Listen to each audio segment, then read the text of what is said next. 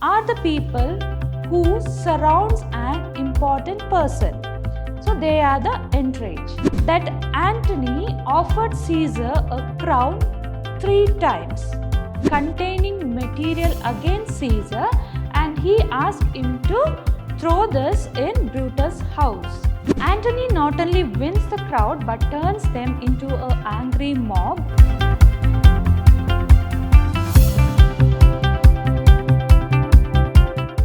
Welcome dear students.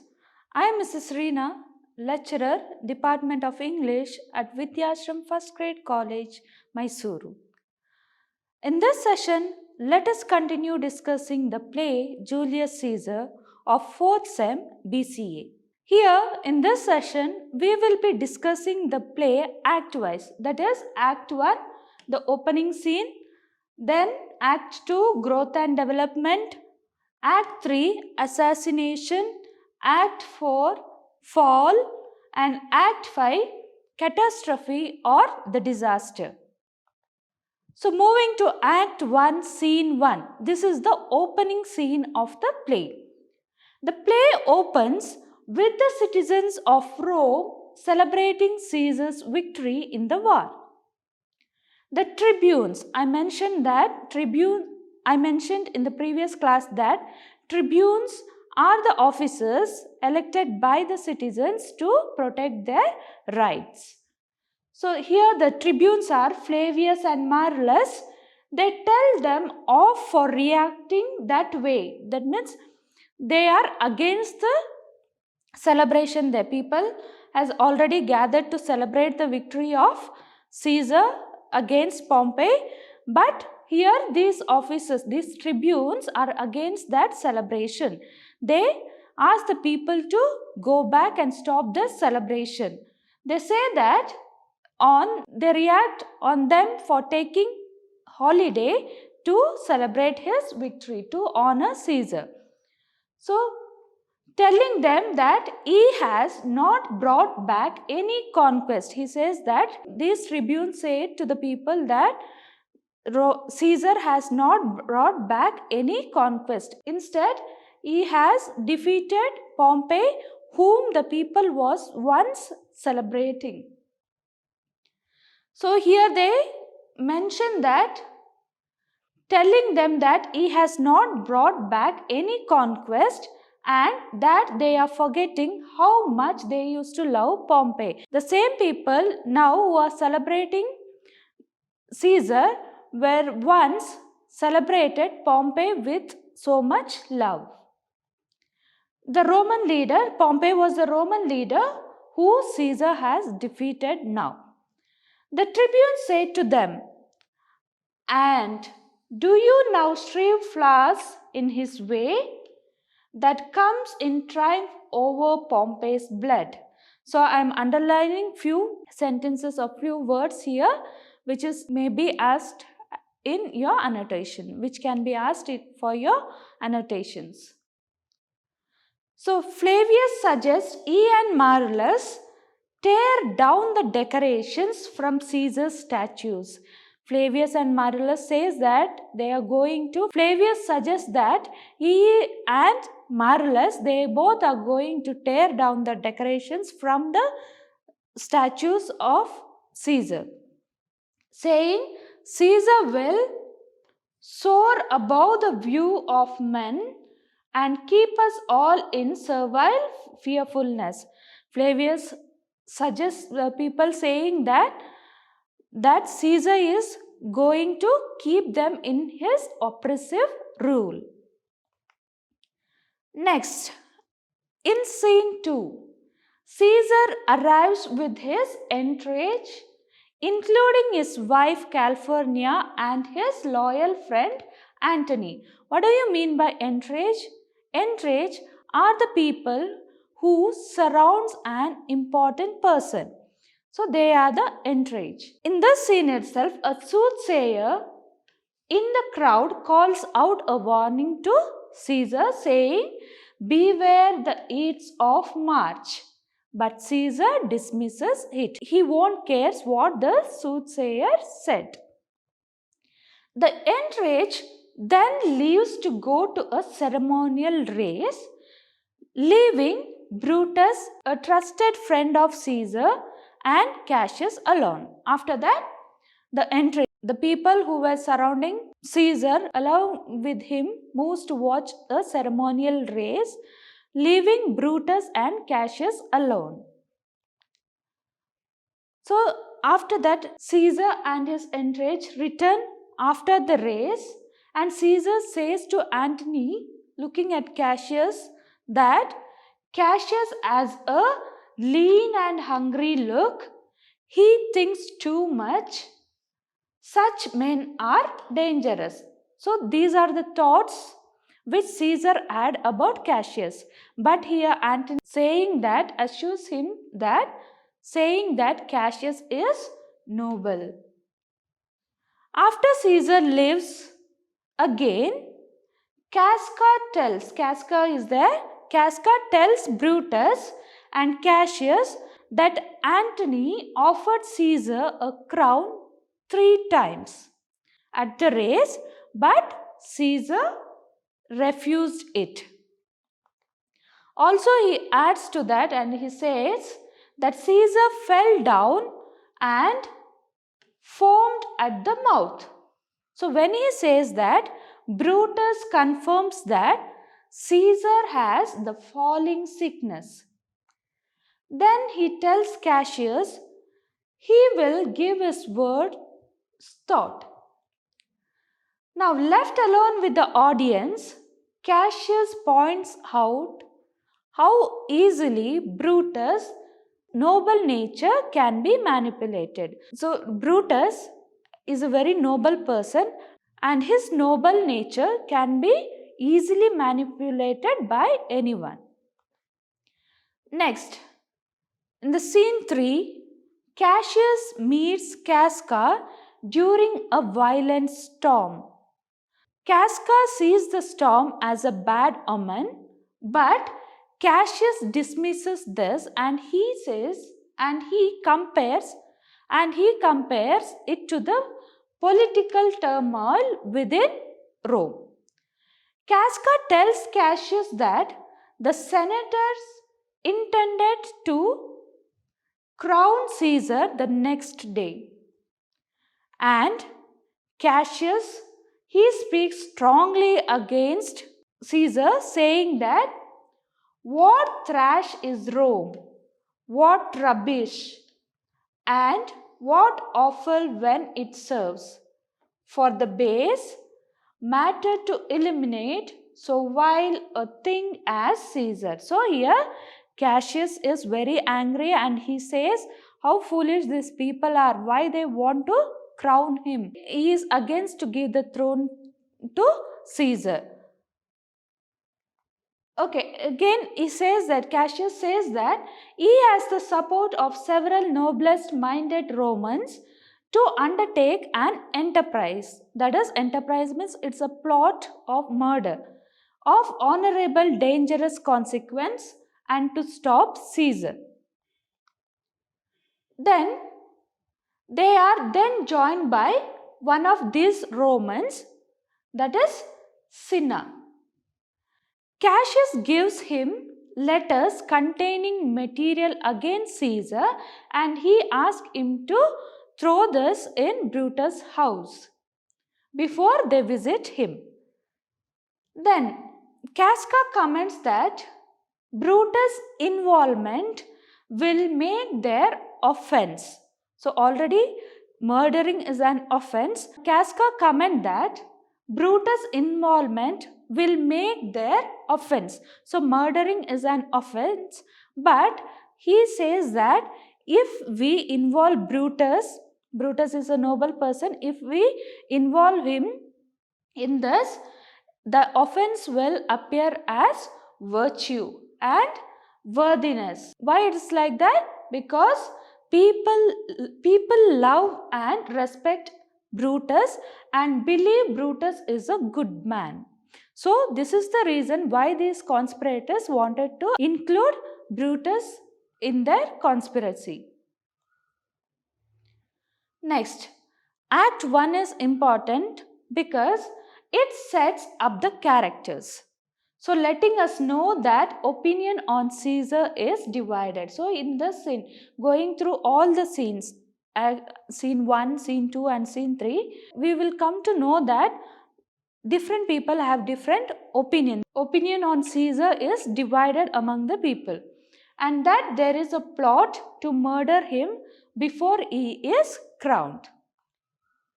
Next, Act 2, Scene 1. So here Brutus is in his orchard, unable to sleep. In a soliloquy, he reveals he can see no way of stopping Caesar except by his death. So he talked to himself, and Brutus thinks that he cannot stop Caesar in any other way or except by his death. So he also reads a letter that Cassius and Cinna have planted. So his servant tells him that tomorrow is 15th March, that is the Ides of March. And he also says that several men have arrived, half their faces buried in their cloaks. So here Brutus' servant come to him and says that, reminds him that tomorrow is 15th March or 8th of March, and he also says that several men has arrived to see him. Next, Brutus lets the men or conspirators in. One of them is Cassius, who introduces the rest. Then Brutus rejects Cassius' wish to swear their resolution. So after planning everything, after planning the plot of murder, Cassius asked Brutus to swear or promise him that he will take up this task well. So that time Brutus rejects to swear. He says that he believes an oath is unnecessary or swearing is unnecessary if they are acting as countrymen and Romans. Next, along with that, Cassius argues that Antony should also be killed along with Caesar. But Brutus says this will make them seem too bloody. So he is not willing to kill two persons at a time. So they arrange to accompany Caesar to the capital the next day, and the conspirators leave. So they all planned there so all the planning went on well there along with Brutus and the other conspirators. They planned well and they arrange to accompany Caesar in the Senate, and after that to carry on with their task. In the same scene, you can see one more person entering, that is Portia, Brutus' wife. She enters. Now she is worried about him, saying, "You have some sick offense within your mind." Portia begs him to tell her his cause of grief. Brutus assures her that she is his true and honorable wife and that he will explain later. So looking at the confusions, so watching Brutus and looking at in his face, Portia begs him to tell the cause of his grief. But Brutus will not say anything during that time. He says that I will let you know later. Next, the Act 2, Scene 2. The storm rages at Caesar's house also.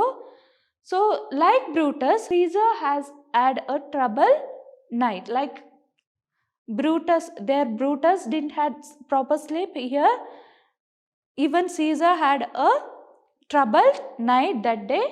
His wife Calpurnia has dreamt about his murder 3 times. Caesar maintains he is stronger than fate, saying danger knows full well that Caesar is more dangerous than he. So here when Calpurnia was totally confused and worried, thinking about her dream, and she says that she dreamt about his murder 3 times. On that point, Caesar says Caesar maintains and Caesar convinces her by saying that danger knows full well that Caesar is more dangerous than he. He says that Caesar is more dangerous than the danger. However, he orders the priest to make a sacrifice to determine his success that day, and out of love for California, he agrees to stay at home. So after that, he orders the priest to make some sacrifices to celebrate his victory, and also he agrees with California to stay at home.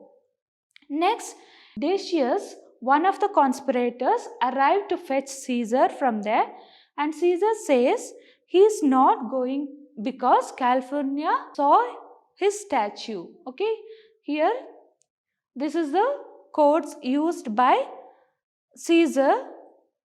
Okay, saw my statue. California saw my statue, which like a fountain with 100 spouts did run pure blood, and many lusty Romans came smiling and did bathe their hands in it.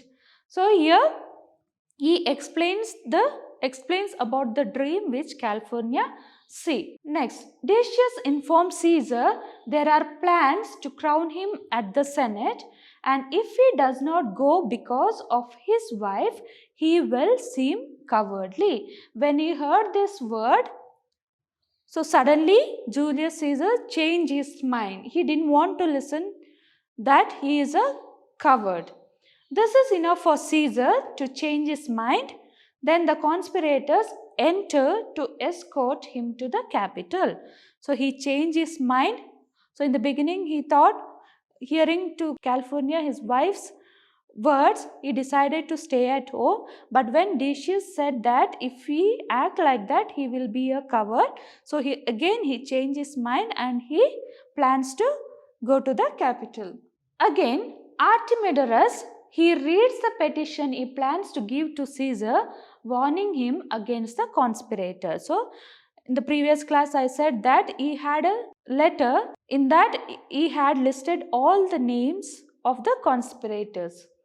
Portia has been told by Brutus, so in Act 2, Scene 4, Portia has been told by Brutus about the plot. She struggles between her fears for her husband and her promise to Brutus to keep counsel and not speak out.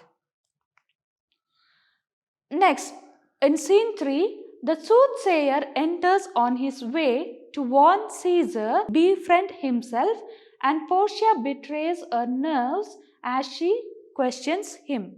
So here the soothsayer again he enters and he warns Caesar, and he says that to befriend, to come, to leave them alone, and you have to come. He asks him to don't be with them. And also Portia, here she also betrays her nerves as she questions him. Next, Act 2 is important because it sets up conflict, letting us know exactly who is for and against Caesar and why. And it also introduces us to two domestic relationships, that is Portia and Brutus, and also Caesar and California. Next is Act 3. Act 3 is the main part of this play, that is assassination. Caesar approaches the capital. He observes that the Ides of March have come, but the soothsayer points out not over yet. Caesar refuses read Artemidorus' warning. So here even soothsayer says that Ides of March has not yet over. Then again he refuses Artemidorus' warning. Then Cassius has a moment of panic and fears. The plot has been discovered, but Brutus reassures him. So here Cassius is little panic and is confused, thinking that the plot has been discovered by others and it's not going to work further. But here Brutus assures that nothing is going to happen. Everything goes on well as they planned. Next, the conspirators surround Caesar, pretending to kneel in appeal, and Caesar is stabbed to death by all the conspirators. Brutus is the last to strike, a betrayal of friendship which shocks Caesar. The conspirators claim publicly that tyranny is dead. After killing him, the conspirators publicly they say that the tyranny is dead. And Brutus invites them to bathe their hands in Caesar's blood, echoing the image in California's dream. Then Antony, who has fled, returns to the scene. After being promised safety, he shakes hands with the murderers. So Antony, in the beginning, Cassius had the plan to kill Antony also. So, but somehow Brutus will not agree to that. Now in this scene, when he comes anyway, to be in a safer side, Antony shakes hand with the conspirators. Brutus tells him he will explain his motives at Caesar's funeral, where he will speak to the crowd. And Antony asks to speak also. So there, during the funeral, Brutus is ready to speak to the people and he is ready to say why he killed him. Along with that, Antony is also ready to speak at the funeral. Cassius advises against this, but Brutus allows it. As long as Brutus speaks first, when left alone with Caesar's body, Antony weeps and speaks of revenge. In front of other conspirators, he will not speak anything. But when the conspirators left and when Antony was alone with Caesar's body, speaks about the revenge. He says that I am going to take revenge against the conspirators. We hear that Caesar's great nephew Octavius is coming to Rome. Now at Caesar's funeral, the crowd demanded an explanation from the murderers. Brutus speaks first and he argues with logic and reason, saying that he loved Rome more than Caesar, and asking the crowd if they would rather be free with Caesar dead or slaves with him alive.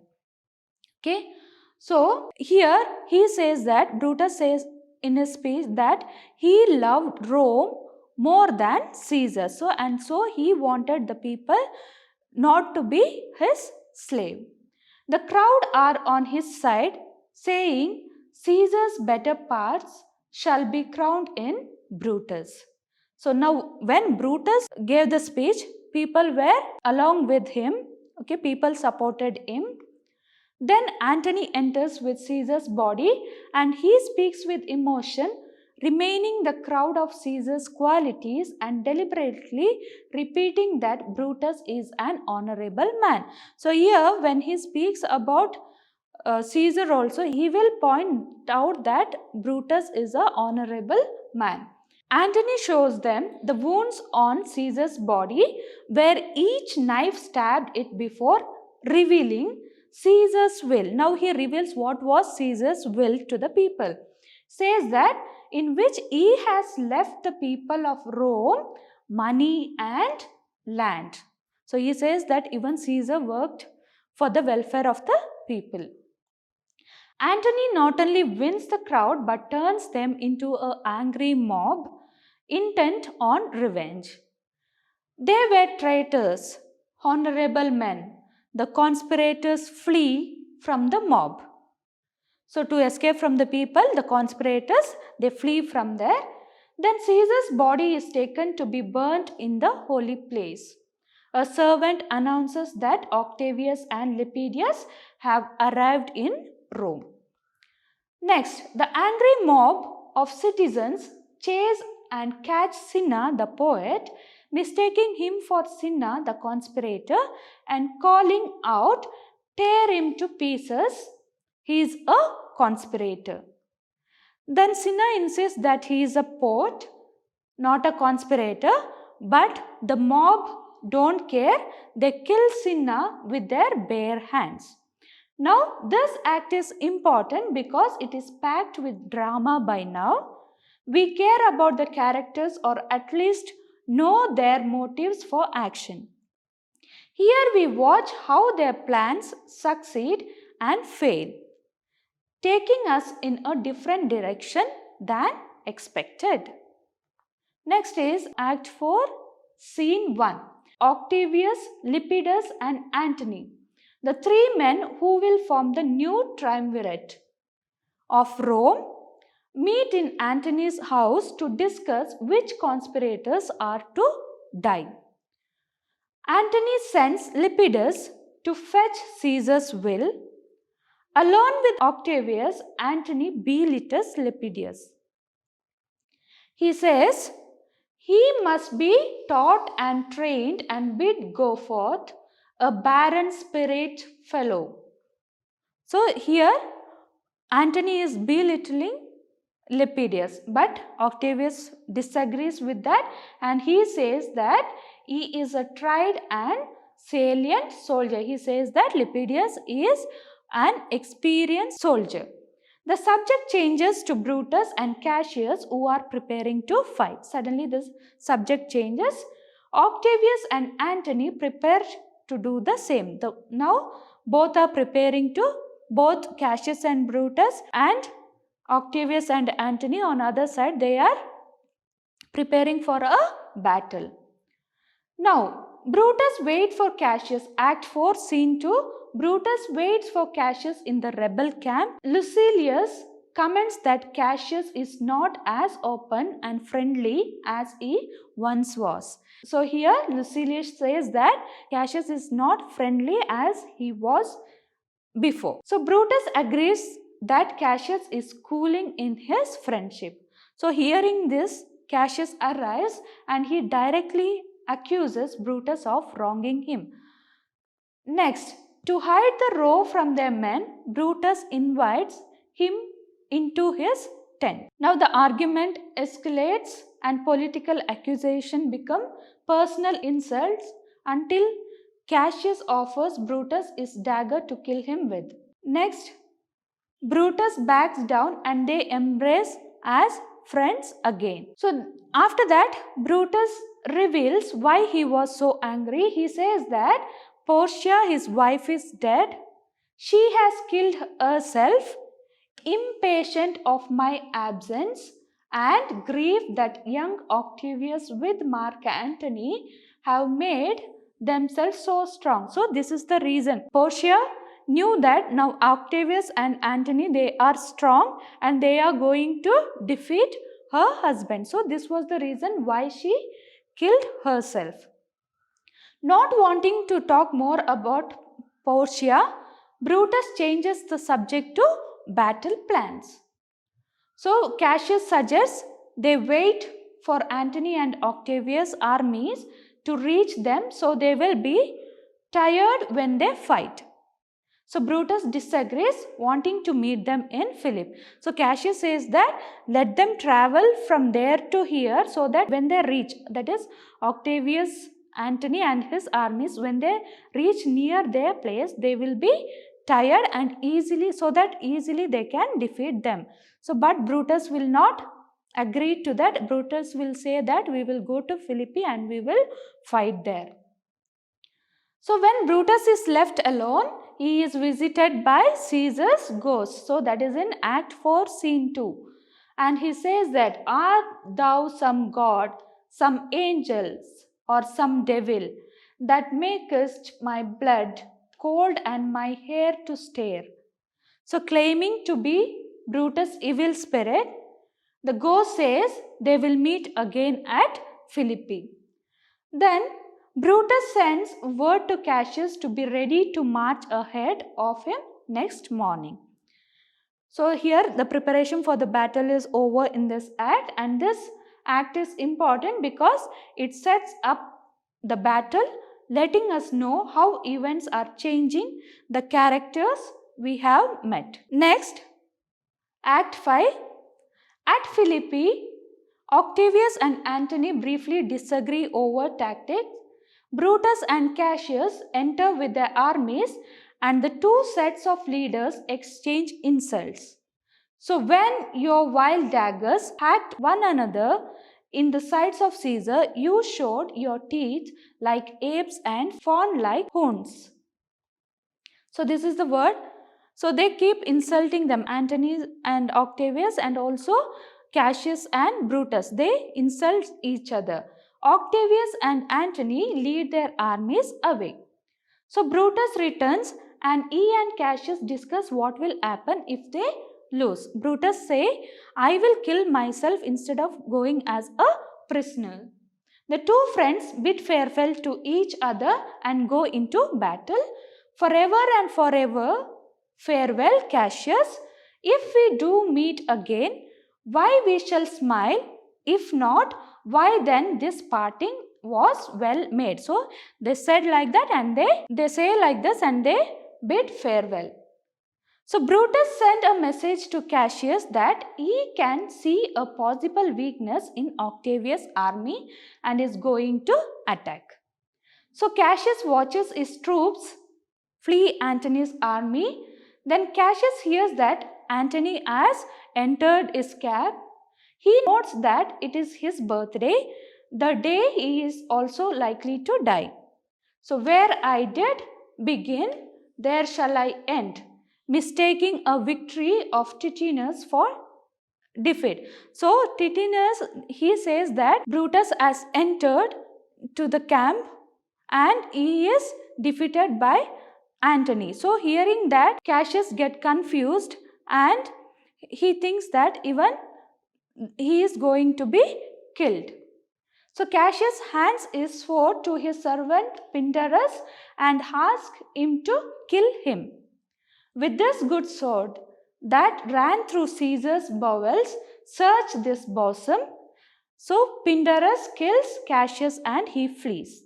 So Titinus lays the victory wreath sent by Brutus on his body and kills himself with Cassius. Then Brutus entered and seeing the bodies, both Cassius and Titinus' body, he says that the spirit of Caesar walks aboard. Then he promises Cassius that he will find time to mourn and speaks fondly of his friend, the last of all the Romans, the fare thee well. It is impossible that ever Rome should breed thy fellow. Next, Brutus rallies his men and exits fighting. Cato is killed here. Lucilius pretends to be Brutus and he is captured. So, Antony arrives and praises Lucilius for supporting Brutus. Next, Brutus asks his men to kill him, but they refuse. So Brutus is not able to fight furthermore. So he asks, looking at the condition of Octavius and Antony and thinking that they are going to win, Brutus asks his men to kill him, but his men will not agree for that. So he speaks of his visions of Caesar's ghost, saying that his own hour is come. So alarms sound and his men urge Brutus to flee, but he bids them farewell. So night hangs upon my eyes, my bones would rest, that have but labored to attain this hour. Brutus runs onto his own sword and dies, and as Antony and Octavius arrive. So Brutus knew that he won't be able to defeat them, so he kills himself. So, but Antony praises Brutus and he says that all the conspirators save only he did that in envy of great Caesar. Antony says that all the other conspirators, they planned this conspiracy because they didn't want Caesar to rule again, Caesar to become their king. But here only Brutus, he did this because he wanted the people to live peacefully.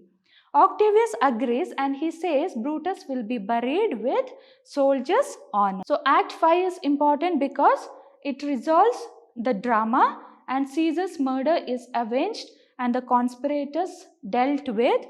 A lot is said about the characters of Brutus and Cassius here. So the story, the play ends by the death of Cassius and Brutus the main conspirators. So hope you all understood this play. Thank you.